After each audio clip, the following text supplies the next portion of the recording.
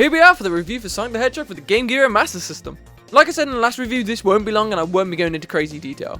These reviews are just kind of made to let you guys know my overall thoughts on the game after I finish it.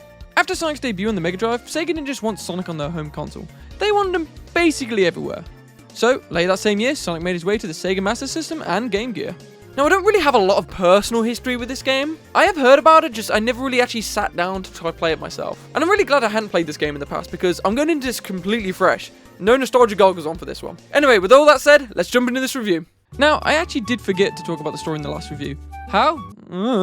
Anyway, the story here is basically the same as the Mega Drive version. Eggman captures a bunch of woodland animals and uses them to power his robots, and Sonic must stop him. It's super simple, but it works. I've always loved the message behind the classic Sonic games. It's this whole nature versus machine thing. Animals, forest, freedom up against these factories, pollution, and these big evil robots. A lot of these old Sonic games are really about protecting the environment, and honestly, it's a great message. Anyway, with all that said, let's jump into the review.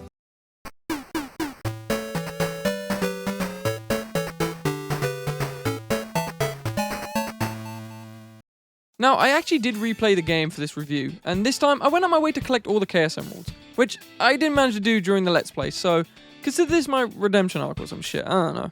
I do kind of find it odd that you don't get the Chaos Emeralds from a special stage in this version. Instead, you just kind of find them hidden in the zones themselves. The special stages in this game are really just bonus rooms for getting extra rings and goodies. They also bounce you around like crazy. I mean, Jesus fuck, look at this shit. But honestly, it's a clever way to make players actually explore the levels instead of just blasting through them. And when you do find one, it feels rewarding, especially when that little jingle plays when you grab them. Now, I did play the Game Gear version through Sonic Origins, which, yeah, probably isn't the best way to experience it. It lags a lot, like way more than it should, but at the same time, it is the easiest way to play it, so I kind of just powered through it. Yeah, sure, the lag spikes were annoying, but not quite enough to make me actually launch my controller across the room. As for the controls, they actually feel pretty close to the Mega Drive version. It never really had any major issues with the movement. Sonic feels responsive, jumps feel clean, and when you start building up that speed, oh boy, you feel that shit. This game can really feel fast. Like, Sonic can literally outrun the screen. You'd be flying forward and suddenly Sonic's already off camera and you're just praying to God that there's no spike pit waiting for you. You know, one of the biggest differences between this version of the game and the Mega Drive version is the level design. This isn't just a portable copy, it's its own thing. In this game, the level design really just feels like a maze. One minute you're going up and then the other minute you're going back and then the other minute you're going forward. It's a lot of back and forth stuff like that. Oh, and speaking of the level design, there just ain't any loops in this game. Like, at all. And that feels kind of weird. Seeing a Sonic game without loops is like seeing Half-Life with no crowbar. It just feels odd and feels like there's something missing. Graphically, this version is very different from the Mega Drive game, mostly because of the Game Gear's hardware limitations. But honestly, it still looks really good in my eyes. Each zone has its own identity, the colors pop, and everything is clear and readable, which is super important on a small screen. It might not be flashy, but it's still very much Sonic. Speaking of Sonic, he looks a little off. Yeah, I know it's probably just the low resolution and the tiny sprites, but half the time, it looks like he just doesn't have a nose. My man's out here looking like a blue bean. You know, one little gripe I have with this game is that the screen is so small, so a lot of enemies and hazards can be really hard to see coming sometimes. And yeah, sure, I am playing this on a big monitor, but that still doesn't change it because the resolution is so tiny, it doesn't really make a difference. Stuff just pops into existence right in front of you, and suddenly you're just taking hits that you didn't even have time to react to. Now, don't get me wrong, it's not a deal breaker, but it does get annoying, especially when you're trying to go fast and the game's like, surprise, here's a random enemy. Also, another small gripe I have with this game is that when Sonic has a shield bubble on him, I don't really like that he keeps blinking constantly. I mean, I get it, it's supposed to show that the shield's activated, but after a while, it just starts getting irritating on the eyes. That might just be me, though. Alright, with all that out of the way now, let's talk about the zones. We start this adventure off in Green Hill Zone, just like the Mega Drive version. But it definitely feels different here. This is easily the best zone in the whole game for just going fast. The layouts are more open, the platforms are spaced out nicely, and you can actually build up some proper speed without constantly slamming into walls, enemies, or falling into pits. It's bright, it's colourful, and honestly, it's really fun to run through. You get that classic Sonic feeling here more than anywhere else in the game. But after Green Hill, yeah, that speed doesn't really stick around for very long. Onto Bridge Zone. This is one of the 3 original zones in this game, but it kind of just feels like Green Hill Zone 2.0. On paper, it's fine. The falling bridges keep you on your toes, and it's actually the only stage in the whole game that uses a side-scrolling section. Which, if I'm being honest, I don't really like it. The whole point of a Sonic game is to go fast and clear the stage as quick as you can. But in a side-scrolling section like this, you can't really do that. You're forced to stand there and wait for the screen to move before you can even progress. It completely removes that feeling of speed and control that Sonic is known for. So instead of this zone feeling exciting and fast, it just ends up feeling slow and restrictive. You're not racing the level all the time, you're kind of just racing the camera at this point. And because of that, it's honestly not a very fun zone to replay. Getting a fast time is basically impossible unless there's some insane glitch that lets you outrun the screen in this section. And if there is one, I don't know it. Next up is Jungle Zone, and this is actually the second original zone in this version. It wasn't in the Mega Drive game at all, which I think makes it feel fresh. This zone leans more into the platforming than pure speed. You're jumping between logs, riding them as they float along, and timing your movements so you don't drop straight into the water like a fool. Couldn't be me.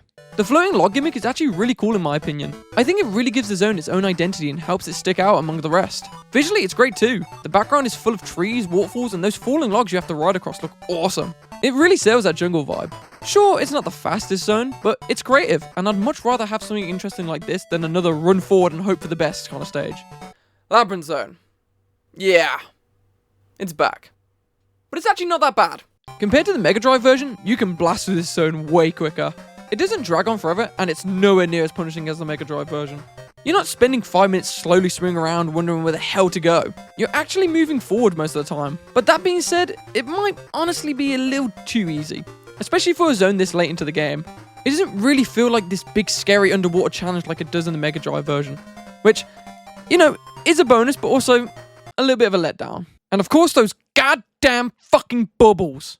Motherfuckers are just the same like they were in the other version. They just never want to show up when I actually need them. Anyway, yeah, it's an okay zone. We then move on to Scrap Brain Zone. This zone is nowhere near as anxiety-inducing as the Mega Drive version. It's basically a cakewalk in comparison. Like, you can literally blitz through the first act in under a minute if you really feel like it. But obviously, the level still has all those classic Scrap Brain ingredients. Moving platforms, fire traps, enemies trying to fuck you up. But it just doesn't hit you as hard, you know? Which honestly is a little disappointing, especially for a zone this late into the game. I never found this zone hard. It's just annoying. Take Act 2 for an example. It's just a lot of trial and error until you find the correct path, and I hate that because it leads to backtracking, and I just don't like backtracking in games. I find it tedious and annoying. Anyway, with all that said, it's still a fun stage, but it can be very dull and boring in places. And now onto Sky Base Zone, which is actually pretty cool, but it's not very well executed in my opinion. It kind of feels like a test stage for Flying Battery Zone. Now, Act 1 is great. It really does feel like this dangerous, intense climb towards the final battle. The whole atmosphere is on point, and I actually really like the lightning and electricity gimmick in this zone. Yeah, it can be annoying, but it mostly comes down to timing, and when you get it right, it's really satisfying. But then Act 2 happens, and it's just kind of dull in comparison. It doesn't feel like this final stage at all. It also is just really short, especially if you take the secret route to the Chaos Emerald. It just kind of ends before it really gets going. The biggest issue I have in this act though is those fucking turrets. They can fire bullets from off screen, which means sometimes you just get hit by stuff you can't literally see coming. And I can't even begin to imagine what this level would be like on a Game Gear screen. That would make it so hard to react in time.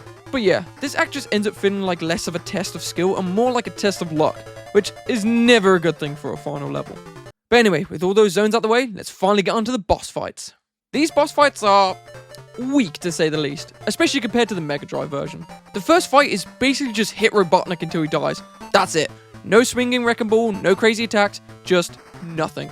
I guess they just wanted to give new players a gentle intro before actually sending them into a proper fight. The second boss fight in Bridge Zone is at least more interesting. This one actually took me a few tries to figure out the pattern and properly dodge those annoying projectiles. But once I got it down, it felt pretty good. Jungle Zone's boss fight is annoying. I kept hitting Robotnik only to immediately bounce off and smack into the balls he drops. But if we're being honest here, I think that's probably just a skill issue on my part. Labyrinth Zone's fight is actually really fun. I really like the missiles that slightly track shoot. It adds this nice little challenge without being too frustrating. The only part that really killed me is when he kept popping up in the bottom part. I kept messing up my timing there, but other than that, a solid and enjoyable fight. And finally, the final boss in Sky Base Zone. This one's actually pretty decent. It's challenging enough to keep me on my toes, but not enough to make me punch my desk in anger. Learning the timing and the patterns in this fight was actually really satisfying, and beating it did feel pretty rewarding.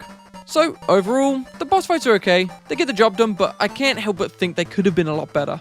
But you know, the one thing that did confuse me is that after this boss fight, there's just no music. There's music in the credits, so, you know, there's no excuse there, but I don't know, why did they just leave it with no music here?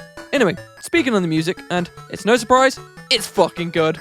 So sorry for butchering this name, but Masato Nakamura absolutely cooked. with this soundtrack. Every track fits its zone perfectly and has me humming along almost every single time I play. It's fun, it's bouncy, and it has that classic Sonic feel that I just can't get enough of. A lot of the music is super memorable, the kind that sticks in your head after you finish playing the game. I literally couldn't stop humming some of the tunes while I was writing this review. That's literally just how catchy they are. But let me just mention Labyrinth Zone. God, I fucking love this track. That music just makes me want to stop everything and just fucking boogie.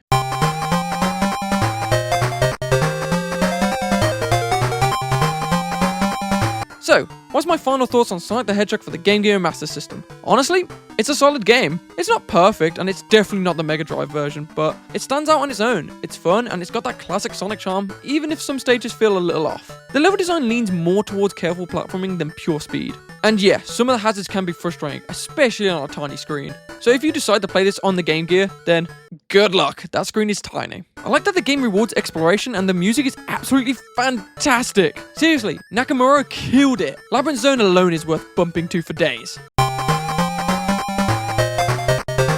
I honestly enjoyed this game a lot more than I expected, and I can't wait to see what the next Sonic Game Gear game has in store for me. Overall, if you're a Sonic fan or just curious about what the Game Gear version is like, it's definitely worth checking out. It's not perfect, but it's definitely a charming little portable Sonic adventure that stands apart from the Mega Drive version. Anyway, that's it for this review. I am still trying to get used to making these kind of videos, so if there is anything I can improve upon, please let me know in the comments down below. Anyway, thank you all so much for watching. Please leave a like and consider subscribing, it really helps the channel. We still got a lot more games to get through, so please stick around and enjoy the adventure. I'll see you in the next one.